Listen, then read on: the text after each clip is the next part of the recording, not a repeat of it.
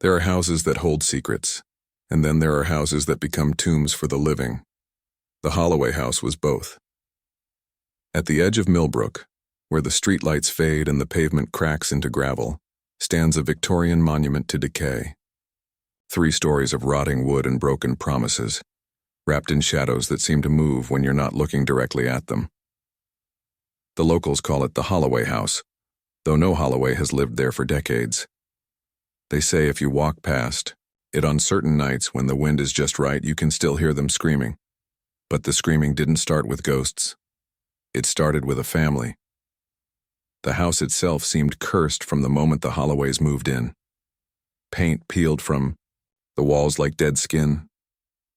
Floorboards groaned under the weight of secrets that hadn't yet been buried. And always, there was something in the air, a thickness that made breathing feel like swallowing cobwebs. Mrs. Henderson from next door would later say she knew something was wrong from the very first week. Not because of anything she saw, but because of what she didn't see. No moving trucks brought furniture. No children's laughter echoed from the backyard. No warm light spilled from windows during the long winter evenings. The Holloway house absorbed light the way a grave absorbs rain, completely, leaving nothing behind but darkness. To understand the horror that unfolded within those walls, you have to understand how perfectly ordinary the Holloways appeared to be. Picture the ideal American family from a 1950s magazine cover. Pressed clothes, genuine smiles, hands folded in prayer at the local Methodist church every Sunday morning. Robert Holloway, with his kind eyes and firm handshake, worked as the town's insurance agent. His wife Margaret baked pies for church fundraisers and never missed a PTA meeting. Their 3 children, Sarah, Thomas, and little Emma, seemed like angels with their pale blonde hair and quiet manners. The neighbors admired them. The pastor praised them. The whole town held them up as an example of Christian values and family devotion. But admiration from a distance can blind you to the cracks in the foundation. Mrs. Henderson was the first to notice something wasn't quite right. She'd peer through her kitchen window while washing dishes, watching the Holloway children in their backyard. They never played like normal children. They stood in perfect lines, hands at their sides, while their father paced before them like a drill sergeant. Their games, if you could call them that, were silent affairs. No laughter, no shouting, just whispered conversations that stopped the moment an adult appeared. The townspeople began to notice other peculiarities too. How the family's groceries were always delivered rather than purchased in person. How the windows of the house were always curtained, even during the brightest summer days. How the Holloway children never had friends over, never attended birthday parties, never seemed to exist outside the carefully controlled bubble of their family life. Robert Holloway's smile was perfect, too perfect. It never wavered, never faltered, even when discussing the most mundane topics. Margaret's voice carried the practiced sweetness of someone who had rehearsed every conversation before having it. And the children moved through the world like sleepwalkers, present but not truly there. Inside that bubble, behind the freshly painted shutters and manicured lawn, the Holloway family was drowning in rules. Rules for walking, always in single file, never making noise with their footsteps. Rules for speaking, only when spoken to, never above a whisper after sunset. Rules for existing, because in the Holloway house, existence itself required permission. Children learned early that disobedience brought consequences far worse than any normal punishment. Robert Holloway believed that children were born with devils inside them, devils that could only be driven out through discipline and devotion. Margaret nodded along, her eyes growing more distant with each passing year, as if she was slowly disappearing from the inside out. The children rarely left their property. While other kids rode bicycles and scraped their knees, the Holloway children remained behind their white picket fence, pale as winter mornings and twice as cold. When they did venture out for church or school, they moved with an unnatural stillness, their eyes downcast, their voices barely above a whisper. Teachers noticed that the Holloway children never spoke about home. They completed their assignments with mechanical precision, participated when called upon but offered nothing of themselves.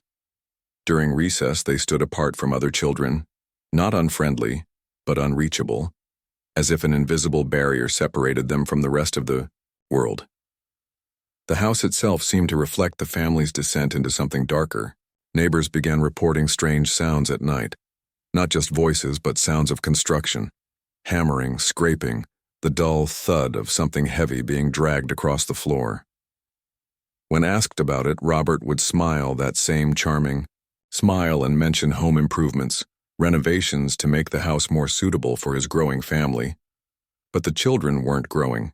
If anything, they seemed to be shrinking, becoming smaller and quieter with each passing season. Their clothes hung loose on their frames. Their eyes developed dark circles that never seemed to fade. And sometimes, if you looked closely during church services, you could see small bruises on their wrists that looked suspiciously like rope burns. The neighbors' concern grew, but the Holloway's public facade remained impeccable. They attended every community event, volunteered for every charity drive, and maintained their reputation as the town's model family. The contrast between their public perfection and the growing whispers of private strangeness created a tension that hung over the entire neighborhood like storm clouds gathering on a clear day. The basement of the Holloway house became the subject of whispered speculation throughout the town. Delivery men reported a smell so foul they refused to carry groceries to the back door. The mailman noticed that letters addressed to certain family members, Margaret's elderly mother, Robert's younger brother, kept arriving long after anyone had seen them in town. Mrs. Henderson swore she could hear digging sounds coming from beneath the house, always late at night when decent people should be sleeping. The rhythmic scrape of metal against earth, followed by long periods of silence that somehow felt even more ominous than the noise. Children dared each other to peek through the Holloway's basement windows, but the glass was painted black from the inside. No light escaped, no glimpse of what lay beneath the perfect family's perfect home. Yet sometimes, if you pressed your ear to the foundation on particularly quiet nights, you could hear something that sounded almost like crying. Soft, muffled, sobs that seemed to come from impossibly deep underground. The rumors grew darker with each telling. Some said the Holloways were burying their family's mistakes, literally. Others whispered about religious rituals gone wrong, about a father who believed that physical burial could cleanse spiritual sins. The most disturbing rumors suggested that the missing family members weren't missing at all, but were still there, still alive, trapped in homemade tombs beneath the house. Robert Holloway's insurance business began to suffer as his clients grew uncomfortable with his increasingly erratic behavior. He spoke constantly about purification, about the need to bury the old self to birth the new. His sermons at church, for he had begun delivering impromptu sermons during regular services, focused obsessively on themes of death and resurrection, of families united even in the grave. He would corner neighbors after church services, his eyes blazing with fervent conviction, explaining his theories about spiritual cleansing through physical trial. Sometimes, he would say, gripping their shoulders with uncomfortable intensity, love requires us to help our family members find their way back to righteousness, even if that path leads through darkness. The smell from the basement grew stronger during the summer months, seeping through the floorboards and into the main house. Visitors to the Holloway home, and there were fewer and fewer of them as time went on, reported feeling nauseous within minutes of entering. The air itself felt thick and wrong, as if something fundamental about the space had been corrupted. Margaret Holloway's behavior became increasingly disconnected from reality. She would speak to empty chairs at the dinner table, setting places for family members who hadn't been seen in months. When questioned about their absence, she would smile dreamily and explain that they were resting, that they would return when their thinking time was complete. The local pastor made several attempts to visit the family, concerned by Robert's increasingly disturbing contributions to church services. Each visit was politely deflected, with Robert explaining that the family was going through a period of intensive spiritual growth that required privacy and isolation. The breaking point came on a Tuesday night in October, when the screaming finally became too loud to ignore. Mrs. Henderson was awakened by sounds that would haunt her for the rest of her life. Not just screaming, but pleading, begging voices that seemed to come from everywhere and nowhere at once. The entire house seemed to pulse with anguish, as if the building itself was in agony. Other neighbors heard it too, a chorus of desperation that carried across the quiet streets like a siren call to hell. The screaming continued for hours. Multiple voices, some recognizable, others distorted by terror and desperation. There was Sarah's high, clear voice calling for help, Thomas's deeper tones, cracking with adolescent fear and something deeper, a horror that no child should ever experience. And underneath it all, other voices, older voices, crying out words that were barely human anymore. Police received 17 calls that night, but by the time officers arrived at the Holloway property, the house had fallen silent again. The officers knocked on the front door, peered through windows, even walked around the perimeter of the property. Everything appeared normal.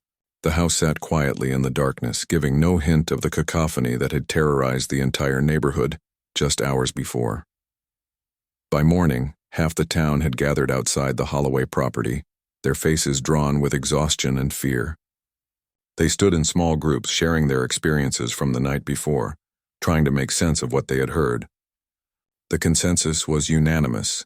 Something terrible was happening inside that house, and it could no longer be ignored. The family appeared for church that Sunday with their usual composure, though neighbors noticed that only Robert, Margaret, and young Emma were present. When asked about Sarah and Thomas, Robert explained they were feeling under the weather. Nothing serious, just a touch of flu that required rest and isolation. But the neighbors had counted the voices they heard that night, and there had been more than just two children crying out in the darkness. There had been adult voices too, voices that sounded like Margaret's mother, like Robert's brother, like family members who had supposedly moved away or were visiting relatives in distant cities. The town's unease reached a fever pitch. Parents kept their children indoors after school. People crossed the street rather than walk past the Holloway property. Even the mailman began leaving mail at the end of the driveway, unwilling to approach the house itself. The house seemed to sense the growing scrutiny. During daylight hours, it appeared more normal than ever. Fresh paint, trimmed hedges, curtains drawn back to reveal glimpses of ordinary domestic life. But at night, the building seemed to crouch in on itself, becoming something darker and more threatening than simple architecture should allow. The police arrived 3 days later, armed with a search warrant and a growing sense of dread. What they found in the basement defied every assumption about the pleasant family who had lived above. The cellar had been transformed into a maze of narrow corridors and tiny chambers, each one barely large enough for a person to stand upright. The walls were lined with makeshift coffins, rough wooden boxes that had been sealed and marked with names and dates. Some boxes contained clothing, personal belongings, and photographs. Others contained things the investigators would never speak about publicly. But it was the sealed chamber at the far end of the basement that revealed the true horror of the Holloway family's devotion.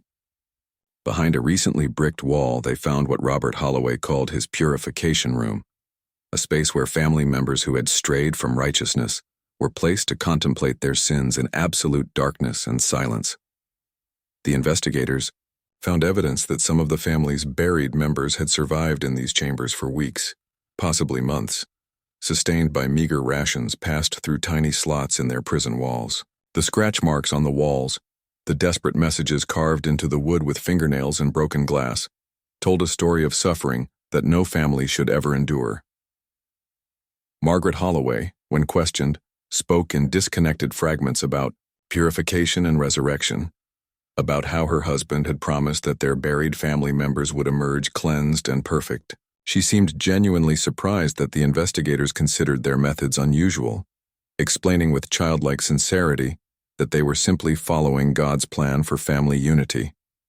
The Holloway children who survived the investigation were removed from the home immediately, though their recovery would take years of therapy and care. They spoke in whispers about the rules, about family members who had been sent to think about their sins and never returned. about nights when they could hear scratching and pleading from beneath their feet. Robert Holloway was sentenced to life imprisonment, though he maintained until his death that he had been saving his family, not destroying it. Margaret spent her remaining years in a psychiatric facility, still insisting that the buried family members would eventually emerge. Purified and grateful for their underground salvation, the house was abandoned immediately after the investigation concluded. No amount of cleaning could remove the stench of decay that had seeped into every board and beam. No family would risk living in a place where love had been twisted into such profound cruelty. But abandonment doesn't always mean silence. Within weeks of the Holloway family's arrest, the house began to change in ways that defied explanation. The carefully maintained lawn withered and died, despite the automatic sprinkler system that continued to run on schedule. The white paint on the exterior walls began to peel and blister, revealing patches of raw wood underneath that looked disturbingly like wounds. Windows that had been boarded shut by the police department somehow came loose, their coverings found scattered across the yard on windless mornings. The town council made several attempts to demolish the property, but each effort met with inexplicable obstacles. Construction crews reported equipment malfunctions, bulldozers that wouldn't start, wrecking balls that swung wide of their targets, chainsaws that died the moment they touched the house's wooden frame. Workers complained of feeling watched, of hearing whispers from empty rooms, of tools that disappeared and reappeared in impossible locations. One demolition foreman, a man who had worked construction for 30 years and prided himself on his practical nature, refused to return after the third day of work. He claimed that every time his crew tried to breach the basement walls, they could hear scratching sounds from the other side. Not the random scraping of settling debris, but rhythmic, desperate clawing that sounded disturbingly human. The house seemed to resist every attempt at destruction with a malevolent intelligence that unnerved even the most skeptical workers. Electrical systems that should have been dead sparked to life at crucial moments. Support beams that appeared rotted solid proved impossibly strong when struck with sledgehammers. And always there was the smell. That sweet, cloying stench of decay that grew stronger whenever anyone tried to disturb the building's structure. Eventually, the town gave up their demolition efforts and settled for simply avoiding the property entirely. A chain-link fence was erected around the perimeter, topped with barbed wire and adorned with no trespassing signs that seemed to multiply on their own. But fences can't contain what the Holloway house had become, something more than architecture, something that had absorbed too much human suffering to ever be truly empty. Local teenagers, drawn by the magnetic pull of forbidden places, began using the house as the ultimate test of courage. The challenge was simple: spend 1 hour inside the abandoned Holloway home after midnight. Few made it past the front door. Those who did rarely lasted more than a few minutes before fleeing into the night, their faces pale and their eyes wide with terror they couldn't adequately describe.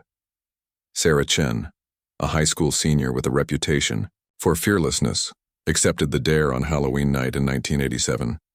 She entered the house at exactly midnight, armed with a flashlight and a portable radio for company. Her friends waited outside, expecting her to emerge within minutes like all the others. When dawn broke and Sarah still hadn't appeared, they called the police. The search team found her 3 days later in the basement, huddled in the corner of what had once been Robert Holloway's purification room. She was physically unharmed, but mentally shattered, repeating the same phrase over and over. They're still here, they're still waiting, they want someone to stay with them.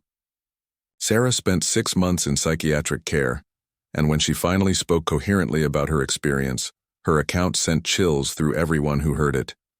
She described voices calling to her from behind the walls, pleading for release, begging for company in their eternal imprisonment. She claimed to have seen figures moving in the shadows, gaunt, pale shapes that looked like the missing Holloway family members, still trapped in the house that had become their tomb. But perhaps most disturbing of all was Sarah's insistence that the voices had known her name, had whispered details about her life that no one could possibly have known. They had tried to convince her to stay, to join their underground family, to help them expand their numbers by bringing others to the house. The scratching sounds she heard weren't attempts to escape, she claimed, but invitations for the living to join the buried. After Sarah's experience, the local police began patrolling the area more frequently, but their presence did little to discourage the house's influence on the community. Strange things began happening to families who lived nearby. Children reported nightmares about being buried alive. Parents found themselves inexplicably drawn to walk past the property late at night, often with no memory of how they got there. Mrs. Henderson, now in her 70s, moved away from Millbrook entirely after she began hearing her deceased husband's voice calling to her from the direction of the Holloway house. Other longtime residents followed suit, selling their homes for far less than market value just to escape the growing sense of dread that seemed to emanate from the abandoned property like a toxic fog. The house's reputation spread beyond Millbrook's borders, attracting paranormal investigators, curiosity seekers, and people with darker interests. Most were turned away by the local authorities, but some managed to slip through the security measures. Not all of them emerged unchanged. A documentary crew from a paranormal television show attempted to film inside the house in 1995. Their equipment malfunctioned repeatedly, capturing audio that sounded like multiple voices speaking in overlapping whispers. When the footage was analyzed, experts claimed to have identified at least 7 distinct voices, including some that matched recordings of the missing Holloway family members made years before their disappearance. The documentary was never completed.